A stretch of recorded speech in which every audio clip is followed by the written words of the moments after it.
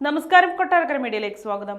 കൊല്ലം Thevalakkara boys സ്കൂളിൽ ഷോക്കേറ്റ് 8ാം class വിദ്യാർത്ഥി മിഥുൻ മരിച്ച സംഭവത്തിൽ ഒടുവിൽ നടപടിയെടുത്ത് KSEB ഓവർസിയറെ സസ്പെൻഡ് ചെയ്തു. തേവലക്കര സെഷനിലെ ഓവർസിയറായ ബിജു എസിനെയാണ് സസ്പെൻഡ് ചെയ്തത്.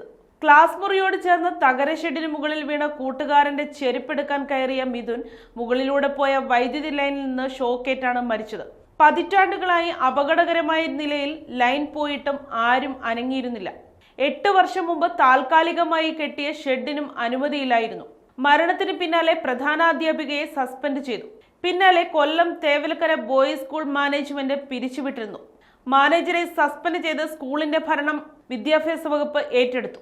അതേസമയം മിഥുന്റെ മാതാപിതാക്കൾക്ക് സഹായധനം നൽകാൻ മന്ത്രിസഭാ യോഗം ഇന്നലെ തീരുമാനമെടുത്തു. മിഥുന്റെ കുടുംബത്തിന് മുഖ്യമന്ത്രിയുടെ ദുരിതാശ്വാസ നിധിയിൽ നിന്ന് 10 ലക്ഷം രൂപ അനുവദിക്കാനാണ് തീരുമാനമായത്.